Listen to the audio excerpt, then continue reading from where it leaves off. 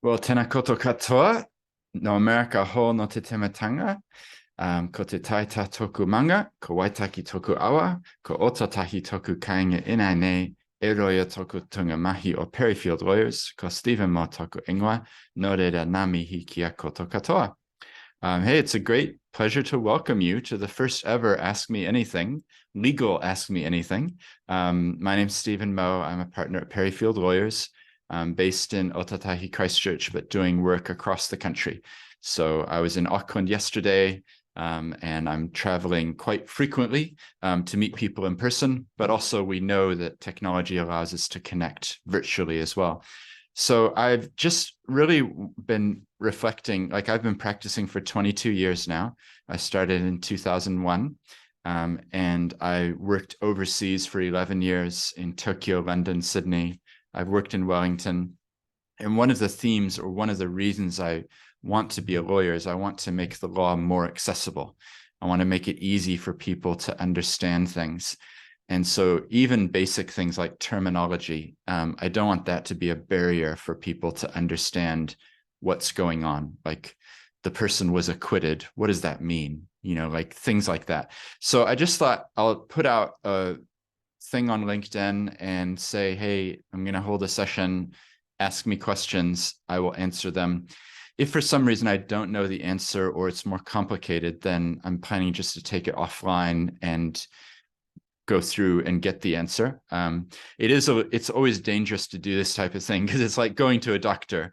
You know, a doctor might specialize in the eye, but has no idea about knees.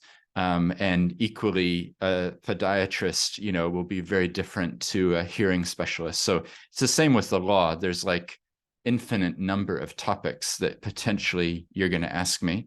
And I'll have to say, I actually don't know the answer to that one. But that doesn't mean there isn't an answer. It just means that I don't know what it is yet. So the core areas that I deal with is mainly helping people with startups, whether that's in a charitable setting or a company setting, and getting legal structures right, often enshrining purpose and impact in those, and then contracts, buying and selling things, as well as intellectual property and technology, licensing agreements, different things like that. So because I've done this for 22 years, I've seen a lot, and I practiced in-house, which means I wasn't in a law firm. I was in a big company, two companies actually.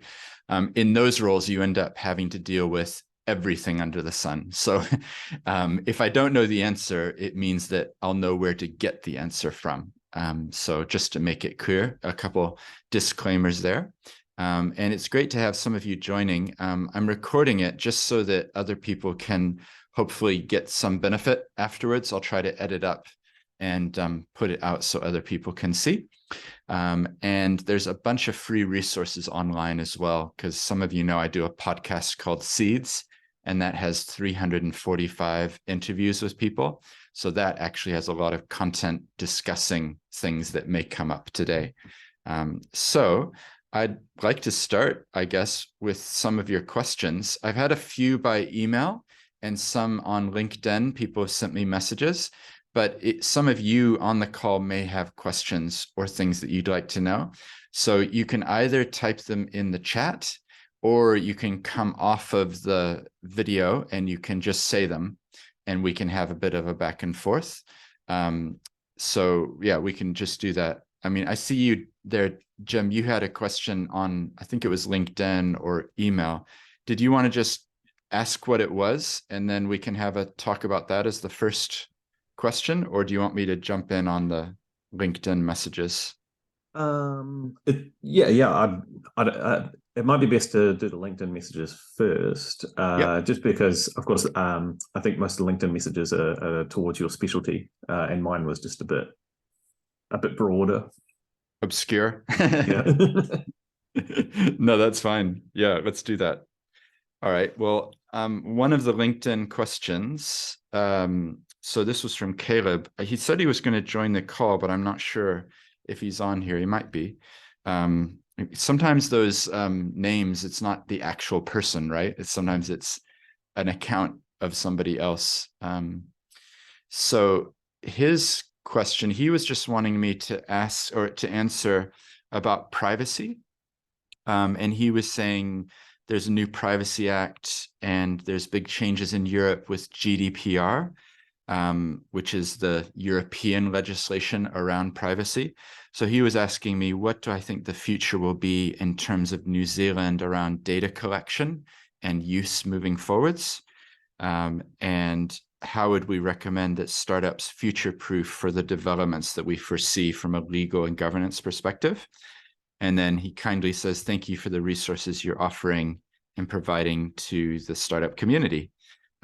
So Caleb, I guess my question or my answer there is, first of all, just back up a little bit, because up until recently, we had in New Zealand the Privacy Act 1993. So that was the same year as the Companies Act 1993. But obviously now we're in 2023. So a couple of years ago, they brought in new legislation, which is the Privacy Act 2020. So that's the rule. The rules are set out in that act. And one of the big shifts in the new act is that if you're having a data breach or privacy, gets found out, let's say you have a spreadsheet and you've got your customers' credit card numbers, phone numbers, dates of birth, could be all of that, right? That's private information. If that gets disclosed or hacked or leaked, you actually now are under a duty to tell the privacy commissioner. So that's quite a big shift from the previous regime where there wasn't that same requirement to disclose. So that's been quite a big shift that I don't think that many people have really picked up on or are aware of that requirement. The privacy commissioner, their website is actually quite good. They've got lots of information there. And to start to answer your question is, they have a privacy policy builder. So if you're in an organization, you should have a privacy policy. I'd be interested if you have one or you don't, because you can get it for free from the privacy commissioner, but it's a very generic type of thing. So what we're doing with clients is preparing quite a bespoke one. And privacy, there's basically principles that you need to be complying with. And we actually had the privacy commissioner come into our firm about a year ago, and his advice was just don't be creepy, right? So if you're collecting information, so Matt, if I'm collecting your name and your phone number, I need to tell you that I'm doing that, and I need to tell you what I'm going to use it for, and I need to tell you where it's going to be saved and when I will get rid of it. Like when will it be deleted? So those are some of the things that you need to include in your privacy policy. And I think if you want to add value to your boards or your governance body, or if you're in management, one of the things you could say is, hey, when was the last time we reviewed our privacy policy? Because it might be something that actually, it's an organic living document. It needs to always be kept up to date. So number one, it might need updating to reflect the new act and going through the privacy principles. But number two is something Caleb was asking about, which is GDPR. So if you're collecting data from a European Union citizen, then in theory, you are having private information from an EU person, and you should be complying with the GDPR. So that is like a very big obligation for a New Zealand company who has one person, that bought something online. This is a little bit, I guess, commercial in how I approach it, because I think the EU has plenty to worry about without coming and knocking on the door of a New Zealand startup and saying, why doesn't your privacy policy cover EU citizens? But it's not that difficult to cater for it. So what we do is we have an addendum that we add to a typical New Zealand privacy policy. And then we just say, if we collect data about GDPR related EU people, then this is what applies. So I guess what I'm trying to do in my answer here is there's practical things you can do to safeguard your organization. And the simplest one is to have a privacy policy that recognizes, well, I guess it's a question, is there any chance of you're getting EU-related data? But I would suggest it's probably easy enough to add in an addendum around GDPR. And as for your other, what you were saying here is, what do I see as the future for data collection and use? I think it's going to get stricter because I think people are realizing more and more that your identity and who you are is actually pretty important and valuable. I don't know about you, but it's pretty creepy if I go on Facebook and I see an advertisement for a product that I happen to have Googled the night before, right? Like all of a sudden I'm getting in my feed all these things that, wait, how do they know? So it kind of creeps me out. And I think lots of us would feel that way.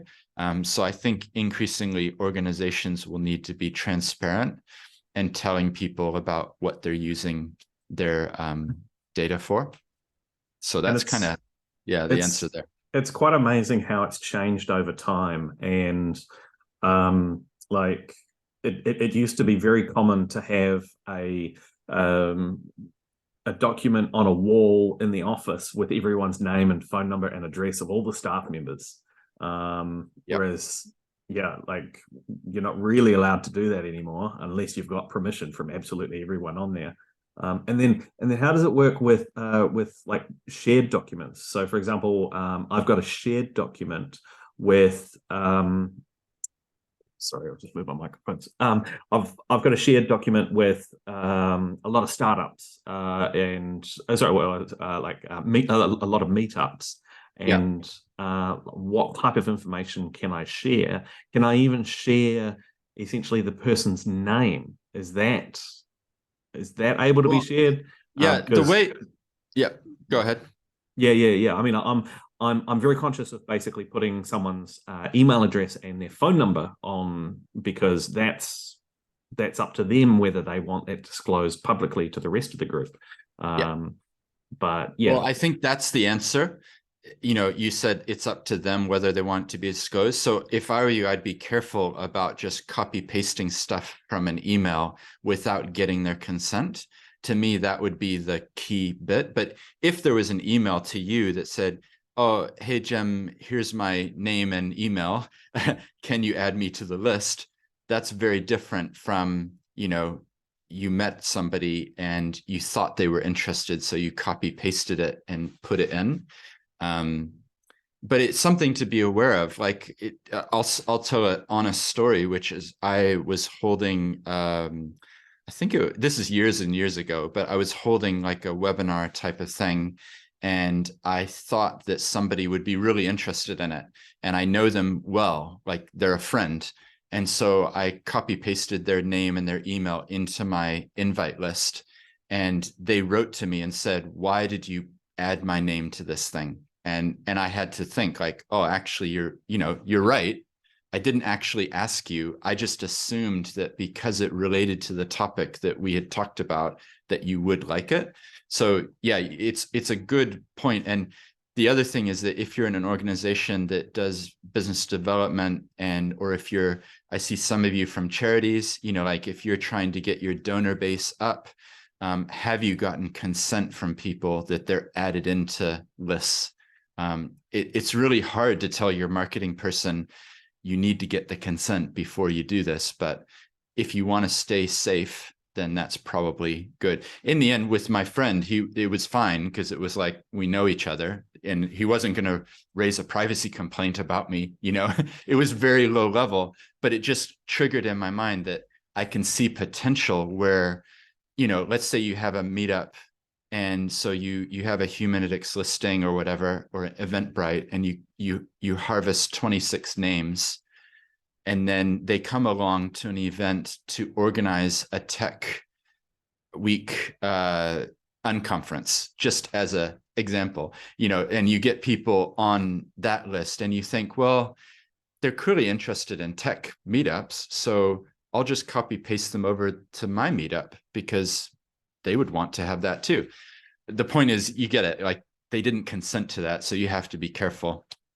Yeah.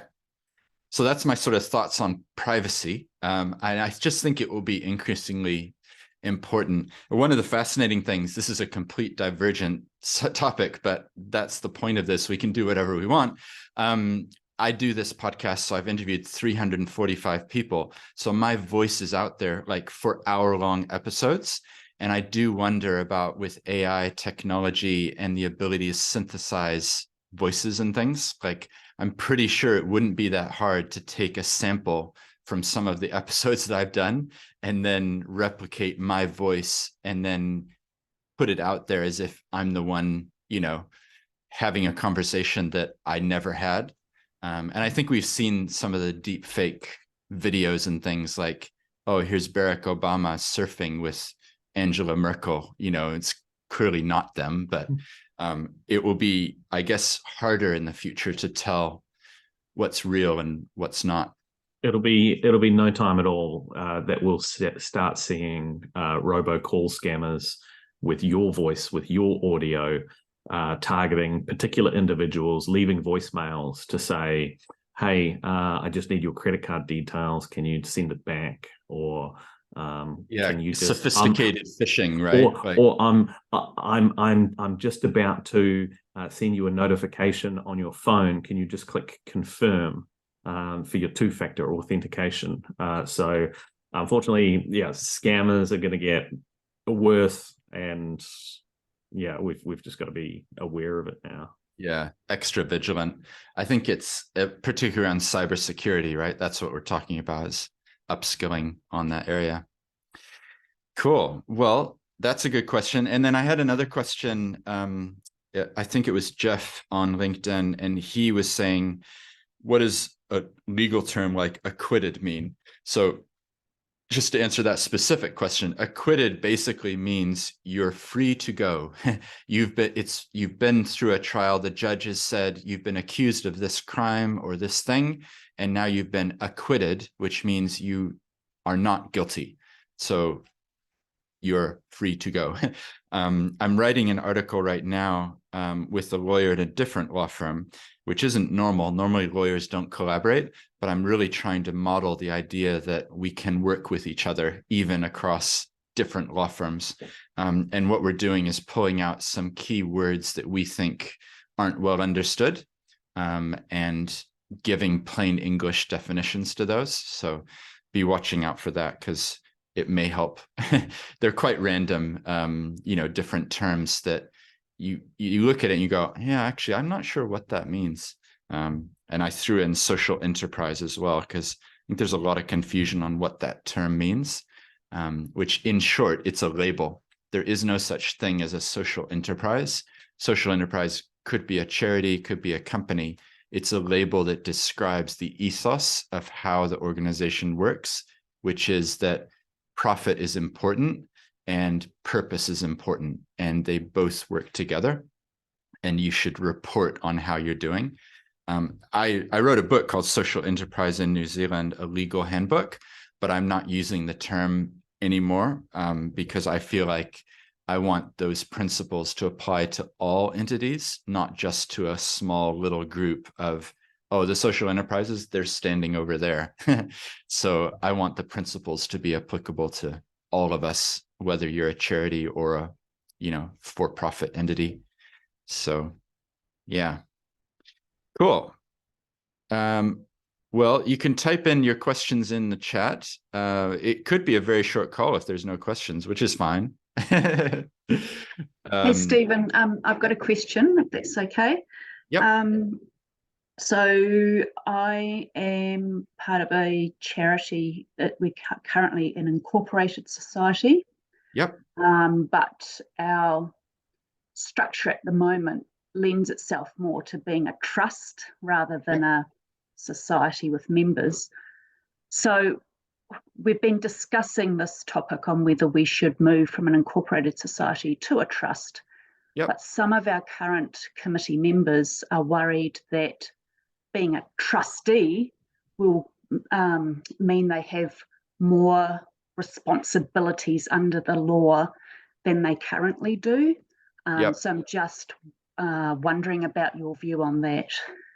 I'm happy to share it. That's actually quite a passion project for me. So let me just put in the chat an article I did for the Auckland District Law Society with Craig Fisher, who's an amazing guy. I'll just hit enter. So this is one where we were asking this question: is the incorporated societies model right for your organization? So feel free to share that with your cohort of people. My answer would be that it isn't that different. I actually think that all of these organizations have extremely similar liability and extremely similar duties. So I wouldn't be afraid of jumping from incorporated societies model to a charitable trust model, because I think charitable trust model is a lot better than incorporated societies model, because incorporated societies, it's a democratic model, but that means that you have elections, and elections result in politics. And so I've seen situations, and you may have been on some of the webinars I've done on this, where people have taken over an incorporated society by having a whole bunch of new members who vote out the old officers, and all of a sudden, hey, we're going this way.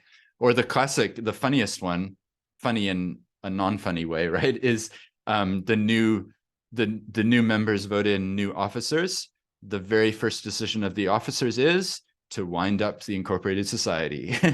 So, and then I've also seen the situation, some of these are big entities, they're tier 1 charities, like they've got up millions of dollars. And I've seen one time where the current president, new president, went to the old president and said, thanks so much for all of your support over the years. We appreciate all you've done. By the way, what's the login for the bank account? And where's the key kept for the access for the blah, blah, blah? And the old president says, well, I'm not telling you. And there was a discrepancy. I'm still the president. And then you have to go into litigation to fight like who is, who isn't. So for some of those reasons that I put in the article as well, actually charitable trust model might be best. And if your incorporated society was set up in, say, 1957, maybe there was 200 members then, but it's dwindled and now there's 10. Like, it's just no longer the same thing. So I did we've done 15 webinars on incorporated societies and the transition that might be needed. So I'll put a link in the chat to that as well, so you can get that.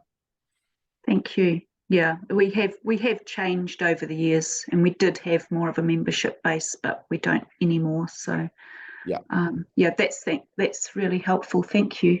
Yeah, no problem. I'll put it in the chat. So it's just the information hub. There's videos, there's an FAQ with 100 questions and answers, as well as articles. And there's a guide. If it would help, I can send you our guide to what the changes are. Yeah. Thanks. But basically, if you look at companies, incorporated societies, charitable trusts, all of them, if you're in governance, you're going to have duties. And if you boil it all down, it's this: you have to act in the best interest of the organization. And where people get off in trouble is they start passing resolutions like, oh, well, we should pay Jane some extra because she's a nice person, and they're no longer fulfilling the charitable purpose and advancing the cause of the organization. So yeah, but governance is a growing area of importance. Yeah. Thank you. All right. So you ready for your question now? yeah, I thought might be a good time. Okay, so I've been helping basically bust some Ponzi's and scammers with cryptocurrency type Ponzi's. What sort of measures are in place to prevent Ponzi's? Like, what what can be done to actually stop them, because a lot of people, they recruit other people, they recruit other members, and people get scammed into these systems, into these schemes. Some of them disguise themselves as multi-level marketing, but then places like the FMA, the Financial Markets Authorities, basically put an official warning out saying scam, scam, scam, or warning, proposed scam. Yeah. How can we stop them? Because unfortunately, people get suckered into trying to make money. Yeah. So this is like a pyramid scheme type of thing, like, oh, join this multi-layered membership program, and you recruit 5 people and you get them to recruit 5 people. And so eventually it all falls apart, right? I mean, I think with some multi-level marketing, they actually have an actual product, and that is their business strategy, and that's fine. But with cryptocurrency, there are a lot where it is 100% a scam. It's a scam from day one. You can even read the white paper. The companies that they the locations that they say they are fictitious, and but there are people often in New Zealand trying to recruit and promote these systems. So what measures are there to basically stop them? Yeah, the only advice I have really is to go to the relevant authority and to talk to the FMA in that situation. What I've found in the past is that sometimes you then get thrown around the various regulatory groups. So the FMA will say, oh, I kind of think this is a company thing, so you should talk to MB. And then you talk to MB, and MB will say, oh, there's some, charitable elements here. You should go talk to Charity Services. And then the Charity Service say, oh, you should talk to FMA. So it's like a big circle where no one's kind of stepping up. The worst case that I've seen, it's a little bit different from what you're describing, was people set up a company, got investment for an actual thing that they were going to do. And it wasn't much, and it wasn't like millions of dollars. It was like $20,000, like it's not the end of the world. But for the people who invested that 20,000, that could be very, very significant, particularly if they're retired, like this is their nest egg that they've saved. And what I've seen happen is that then those people basically take the money, shut that company down, liquidate it so it doesn't exist, and then set up the exact same company with a different name, and then go out and solicit people to pay money in so that they can fulfill the purpose, do the exact same thing. And so they're leaving a trail of destruction behind them. But it's really super hard once the company is liquidated and doesn't exist anymore to bring a claim, because they've followed the correct processes. They clearly know how the system works. So I've been really frustrated in trying to get some money back from people like that, because it's felt like, well, the company doesn't exist, so who do we complain to, and I've written to company's office, I've told them all about it, but it's really, really hard, and FMA actually, it's really hard to get them to actually do anything. So I don't have any more advice than simply you just have to point out what's going on and try to get a connection with someone who can help. Yeah. So can I just jump in there and follow on what Jim's saying? So I've got the same, interest in this area, and have talked to the FMA, and it's clearly against the law to run a Ponzi scheme. But what they won't answer me is whether it's illegal to be part of a Ponzi scheme or a pyramid scheme.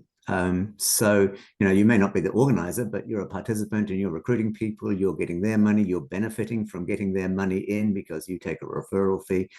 And so you are part of the scam. But they won't answer my question. They literally ignored my question several times. So is there any way of actually deciding what's illegal? Does the person that you're mentioning, do they know that they're part of a scheme, or are well, they they know they're part of a innocent and scheme, gullible and they know they're part of a scheme, but they don't necessarily accept they're part of a scam because they try and say, well, it's real. And the FMA says, warning, it's a scam. But then the person will say, no, the FMA is wrong. And so the question is, assuming it is a scam, and I mean, 100% sure it is it possible to stop such a person? Is what they're doing illegal? I mean, it's not running a Ponzi scheme, it's actually being part of one. Yeah. Well, I guess my first reaction, I'm not an expert in that particular area. And as we said at the start, I won't have the answers to everything because it would be impossible. But my first reaction is, in the law, there's usually a difference between someone who does things, takes the action, but doesn't have the knowledge that what they're doing is wrong. So I guess what they could argue is, or what the authority might say is, well, the true organizers know what they're doing, but those people they're just gullible, innocent, they're ultimately going to lose out. But having said that, I think there would be a point at some point on the journey where they would have to look at themselves and go, actually, I do know what's going on here now. I can see, I've recruited sure, 5 yeah. people. And I think, a warning would be a fair response to somebody who's involved in such a thing, to say, no, you are involved in a scam, stop it. Yeah. But if they continue, then they should face the consequences. But the question is, what is there actually a law against being involved in one of these schemes if you're not actually the organizer? Because the organizers are overseas, they're invisible, they're based in Dubai perhaps, and it's all run on the internet using crypto, so it's untraceable, and you're not going to catch the people who are running it, but the people who are in it are actually perpetuating it. Yeah. And I think my answer would be, if they know they're perpetuating it, and if there's a knowledge element, then I would think they would be liable because they are continuing it. Yeah. But also, way. what sort of mechanisms are there to stop them? For example, if I was to start doing something let's say I started pirating something. Basically, that company can put a cease and desist order on me and basically say, we're going to sue you because you are breaking the law, you are breaking the Copyright Act or anything like that. Are there options for the equivalent of a cease and desist? Because I think if you got a cease and desist order directly from the police or directly from the FMA, you're going to look at it and you go, actually, this is my warning to get out and stop. But yeah, is there such a thing? Well, I think there would be warnings but it would need to come from the authority rather than from you, Jim, or Ian, a concerned citizen. I think you should stop. I don't think that's going to have the same effect. So I guess what I'm thinking is you need to involve the correct authority to help shut it down. Yeah. It's a really interesting area, though. I'll think about it more, and if I have any other thoughts, I'll let you know. I think one of the possible problems is that the FMA is in a situation where it's difficult for them to prove that it's a Ponzi scheme without any genuine product or genuine way of creating investment returns until it collapses, and then it's kind of too late. And I think that's perhaps why they don't take action. Yeah, I think you might be right. And the reality is that most of these regulators are stretched. It's not like they have infinite number of investigators or people who can look into every allegation or things. Some of these schemes are quite large, and in New Zealand have hundreds and hundreds of people, if not thousands, involved in them. Yeah. So yeah, no, that's good. Well, thank you, guys. I see Dave has his hand raised, but I just want to jump to Matt's question in the chat, and then we'll come back to you, Dave, if that's okay. So Matt, you've asked, I introduced you to the concept of a fund within a charity that can have donee status. I think it was new. Has it developed? Has the commissioner made any new requirements? We have donee status, but I think of getting the benefits of splitting our accounts. Yeah, so the answer is yes, it is definitely an option, particularly for a group like yours. We've gotten that status for 2 other charities since we last spoke, and it's relatively simple. All you're doing is setting up. So just to set the scene for those of you who aren't familiar with this area, a charity in New Zealand can get tax status if they're doing work that benefits New Zealand. So 25% of the funds can go offshore, and you can still say it's benefiting New Zealand. But for a group like Matt's, which all of the funds or most of the funds go offshore, you can't really say it's benefiting New Zealand in the same way. But there is a way to set up a fund which is only focused on the New Zealand aspects of what you do. And the fund is sitting under the charity. So the fund itself can get the tax status, not as a charity, but as a tax exempt creature, if you like, a fund. So yeah, we've definitely done it. Even in the last 2 weeks, we had another one that got approved. So happy to continue that conversation. Yeah. And I would say, yes, the reason why people look at doing this is that you can then give tax deductible receipts to donors so that they can claim back 1/3 of whatever it is that they gave to their chosen charity. So it is an incentive if you're able to say, we mainly work offshore, but we do some work in New Zealand. So here's a fund that you can donate to, and you'll get tax benefits of doing that. Yeah. So I mean, thank you very much. And I put the question like that too, because we essentially do split our funds so that anything that stays in New Zealand is the only thing that comes under the donee aspect of our receipting system, and money that goes overseas doesn't. So we're kind of doing it in an ad hoc way. And Sure. I took it past one of our accountant, and he said, well, we probably don't need the fund because we're already doing it. But I'm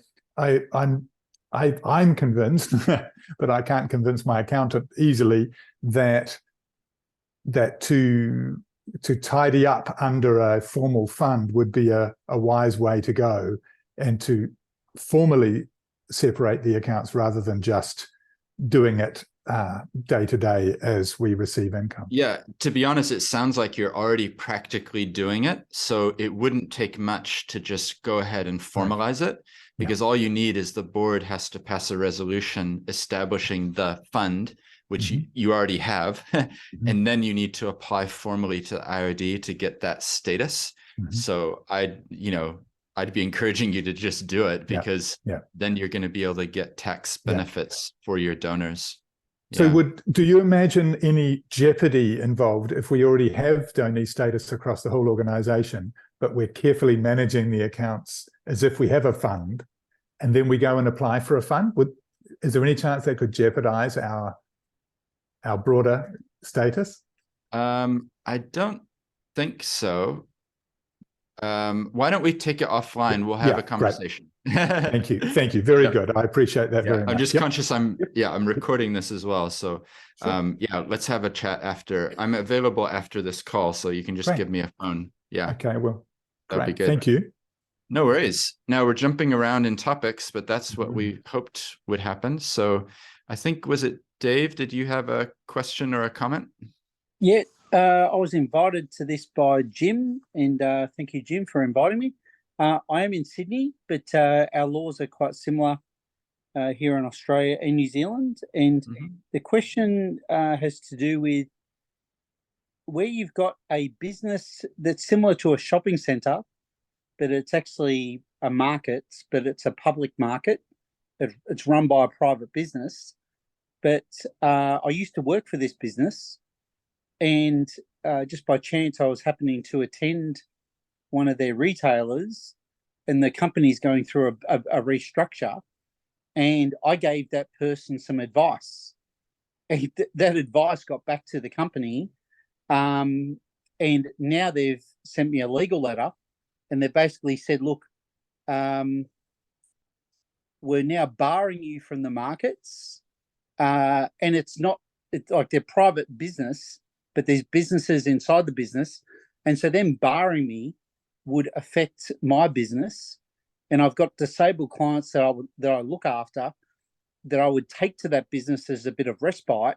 So there would be, I'm not disabled, but there's sort of a whole lot of issues that they're potential, and they're saying, look, next time if you come to the business, we're going to call police and you'll be trespassed. And I'm of course conscious that I don't want to get embarrassed in front of my clients, but I'm just wondering whether a company can actually bar you from something that is a public space that they're providing. That's a great question. I have to start by saying I can't give you advice on Australian law. So that's the opening point. I actually did practice as a lawyer in Sydney for 4 years, but it wasn't in this particular area that you're talking about. So in this case, which entity has provided you with that notice? Is it the shopping center or the owner Correct. of the? Yeah, okay. Correct. It is.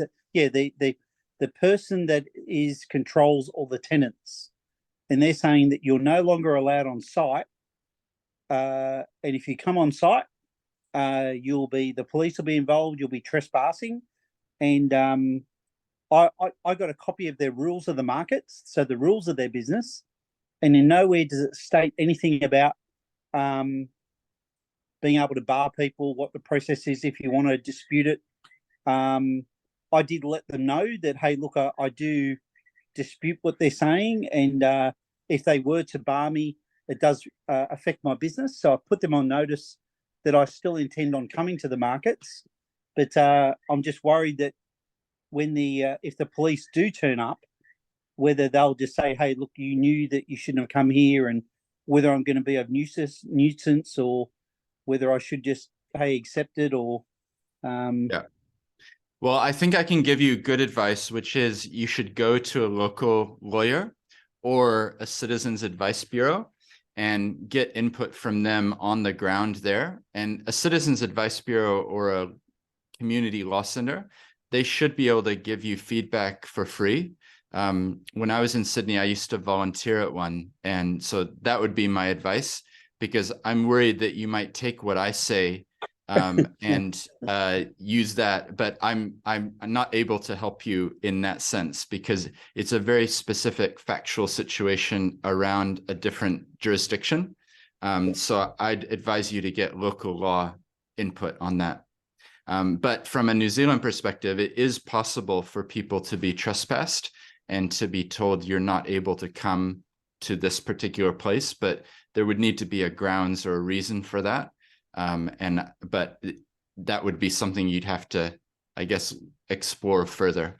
I hope that, I realize it's not the answer you want, Yeah. but I think I have to be. No, you give me part of it, what I was looking for, but and let's say someone was to bar you from something, surely there should be an appeal process or a notice process to basically say, hey, look, well, yes, you've given me notice, but I would now like to put you on notice that, hey, let's have a meeting, let's have a hearing, or let's do whatever. And basically all they've said to me, I've put that on the table, and they've just said, no, hey, look, our ruling stands, and hey, the police will be involved. And I'm going to do what you suggest, but the limited dealings that I've had with access with some of these public things is that they're also very careful what they say, because for them to then get into the detail as to, hey, whether I should like to give me advice, and more or less as though that it just basically, they then just try and get you, they introduce you to, yes, we can possibly help, but hey, you need to come through to our paid service. Yeah. In New Zealand, would this sort of thing go to mediation to try and resolve? That's what I'm trying to get to. I'd love to do that. Yeah, it might do. I mean, I know the New Zealand side. So in New Zealand, I'm just, as we're talking, just jumped on the New Zealand police website, which has information about trespass notices. So that's helpful. And essentially it says if you deliver a trespass notice in writing, then you should give a copy to the person you're serving it on. You should keep a copy, and then you should advise the police as well. So there might be a process that needs to be followed, and I don't know if they've followed the process thoroughly or not. But but it is open, like this can happen. And I obviously can't comment on all the detail of what's led to that, or why they think you shouldn't be allowed back. In New Zealand, it's usually things like somebody's shoplifted, or they're being disorderly, or they don't have a right to be there. But yeah, hopefully, anyway, it gives you a couple thoughts. But I strongly encourage you to go to your local community law center or Citizens Advice Bureau. And I'm sure that there will be someone there who can give you specific advice about Sydney. So thank you. Appreciate that. Good to, well, we've gone international. This is amazing. Thank you, Jim. You've helped us go global. Australasian, at least. Cool. Has anybody else got a question?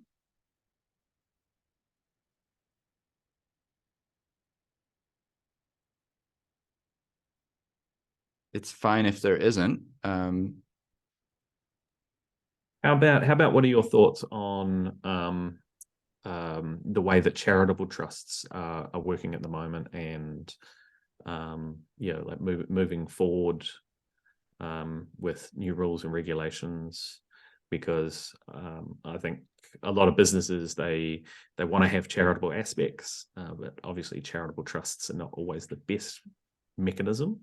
So maybe just touch on that. Some thoughts on that? Yeah.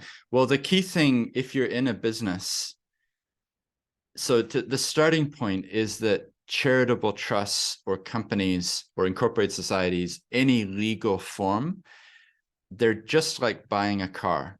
If you go to the car lot and you buy a 4-wheel drive, that's probably because you're going to go off-road. You're going to go up the mountain to go skiing or something. If you buy the convertible, it's probably because you're going to want to drive around town and have people look at you, right? There's different purposes that you get the legal vehicle for, or the vehicle. It's the same with legal vehicles. A charitable trust is one form of entity. A company is another form of entity.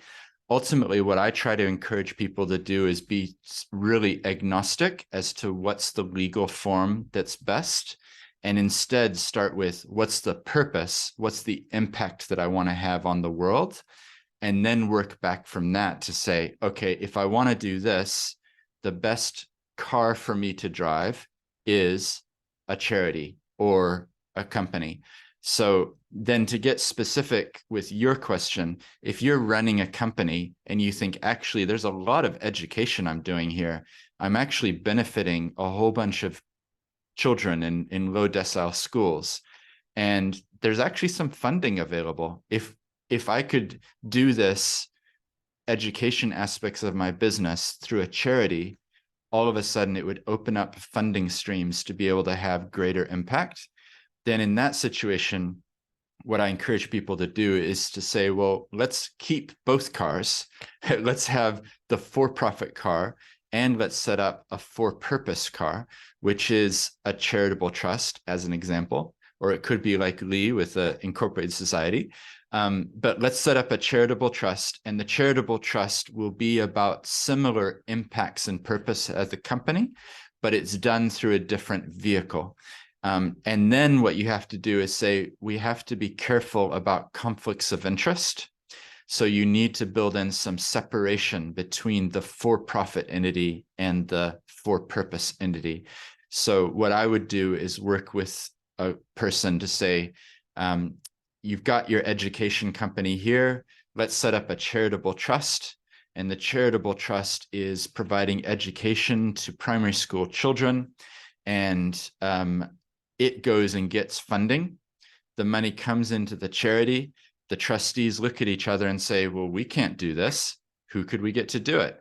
And looks over and says, well, that company's pretty good. Let's get them to help us.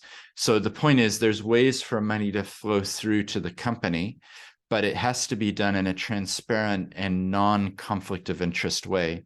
So you, for example, as the founder, you might be a trustee here and a director here and a shareholder, but you shouldn't be the one that passes the resolution that says the money is going to be paid to this company to help us do the charitable work. So that's the key role of independence. So you should get 2 or 3 or 4 independent trustees who can be in governance and who must look at all options. And at the end of the day, they may select this company, but they could have chosen that company. And then that's how you get it to be permissible. The danger would be you have a 2-director company and they're both the 50% shareholders, and they're also the trustees of the trust, and they get $50,000 granted, and it immediately appears in the company's bank account and gets distributed up to the shareholders. That would be a clear conflict, right? So you've got to build in separation between the entities and make sure that the charity isn't just there to prop up what's going on over here. So, but it's definitely possible. And in fact, it's quite a good idea, because increasingly consumers are saying, well, what's going on? You could build in support the other way, like 5% of the profits of the company go to the charity. And that becomes a really good mechanism to ensure that the charity is sustainable, and also that clients like to know that what they're doing with the company will go to the charity as well. And it's not, I'm not making stuff up like it doesn't happen, like Vodafone, you know, or what are they called now? One, you know, they had the Vodafone Foundation, which is different to the corporate entity. So it's out there, and I've helped many clients set things up to ensure they're driving the right vehicle. So hopefully that helps. And Lee, it looks like you said, I do work for companies that are registered charities. Well, see, that's a great point. People get confused about this, but you can have a company that is a registered charity. In the last year, our team, we've got 6 people working here, just focusing on the purpose and impact, all working with me. And we've set up about 40 different registered charities. And I would say at least 10, maybe more, have been companies.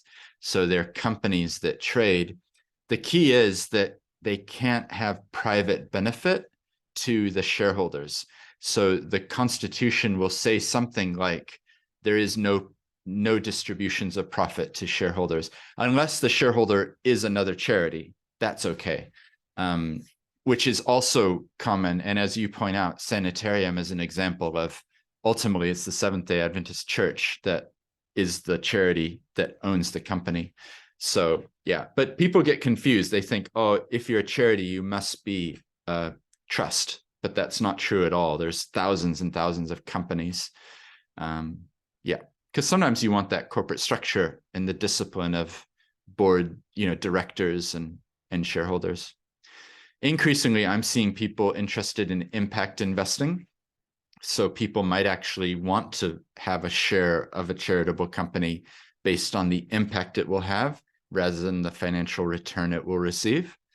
So yeah, I'm the chair of community finance, and we are a startup, but we've raised $120 million for social housing just in the last 3 years.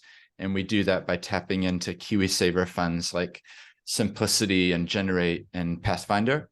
And they get the money into us to then get to Salvation Army or Court or other CHIPS, community housing providers that are doing good work.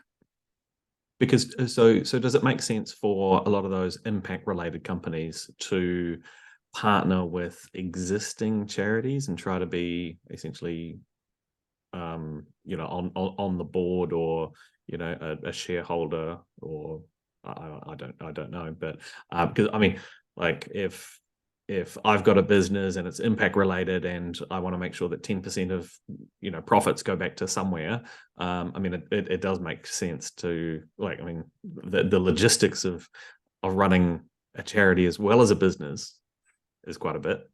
Yeah. But yeah, it's an option to partner with charities and support them. I'm sure people like Matt or Lee, you know, you would welcome ongoing relationships with commercial entities who said, you know what, love what you're doing. Let's have an arrangement where 3% of our profits will come to you as a charity. Like any charity would say, sign me up. That's awesome. So I mean, it's interesting, though. I would love to think that 100 years from now, we've moved beyond the binary conception that if you do good, you're a charity. If you want to make money, you're a company. Because increasingly, I think we're going to see a merging together of the two. And we're going to see that a requirement, actually, that companies need to be accountable for what they do in the same way that we require it of charities. I think it's a massive discrepancy that for charities, we require them to state their purposes before they get charitable status. So you must advance education, reduce poverty, advance religion, or be a purpose beneficial to the community. You have to articulate that in your trust deed or your rules. We don't require that of companies. What do you need to set up a company? A name, a director, and a shareholder. You don't have to have a constitution, no requirement of what you're there for, what your mission is. So what I've been advocating for is we need to adopt some of those principles and have them apply to companies as well, because I think the world would be better if we required companies to articulate what's my mission and purpose and require them to report on it. I just did an article for Spinoff on greenwashing, and that's, I think, one of the big dangers is that companies are, wanting to sell more widgets and therefore having a certain story. But if you dig a bit deeper, it's like, well, I'm not sure that this is really what you're about. You can say that, but what are your actions showing? So. And I suppose you could say that with charities as well, where some of them, they have such large overheads that the impact that, the money that you actually give to them might only be a fraction. I mean, there are so many charities where they've got people in the mall and 50% of all the money goes to commission to that person. So you've given them $100, or in fact, you probably don't know, but you've given them $100. $50 goes to that staff member first, and then there's more overheads, and so their impact is probably only 10% of the funding. Do charities have to disclose their administrative costs and their? Well, they have to disclose to charity services their accounts. So in a way, yes. I don't know how detailed those accounts are in terms of the line items of how much goes to this particular thing. That's more of an accounting point. But yeah, I mean, you raise a good point, but equally, I have massive sympathy for charities and how difficult it is for them. The good work that they do is amazing. So I'm always trying to support them rather than tear them down like you're hoodwinking people. But I hear what you're saying. It is a concern. Yeah. And I've just put in the chat the article on it said whitewashing, but it should say greenwashing, which is when companies are saying one thing and doing another. So the article's all about an Australian case which said that a superannuation company was having a sustainable plus fund, and actually they were investing in coal mining and other things, so it wasn't that great.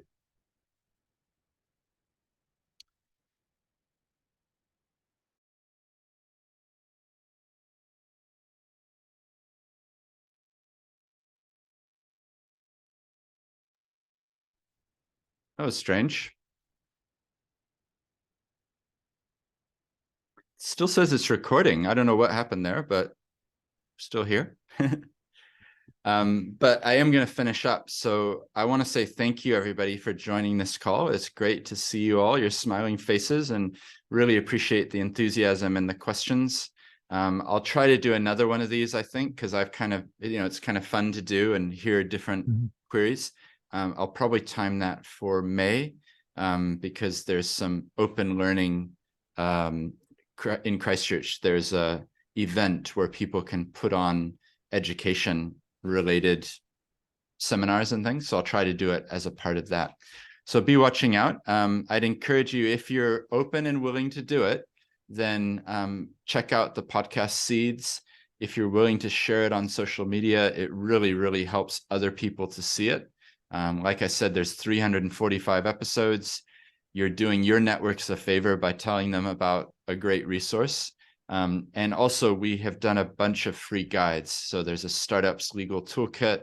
There's a Charities in New Zealand guide. There's an Incorporated Societies guide. There's a Doing Business in New Zealand guide. There's a Founders Capital Raising guide, trying to make information accessible. So please check those out. And I would love it if you each are ambassadors and can help me with spreading the word so that more people can get access to this information. So thanks everybody for joining, and thank you for your comments in the chat there. It was great to have you here, and yeah, we'll try doing it again, and all the best for the rest of your days. Thank you. Thanks, Awesome. Steven. Thanks, Steven. Steven. Thank you. Brilliant. Call you soon.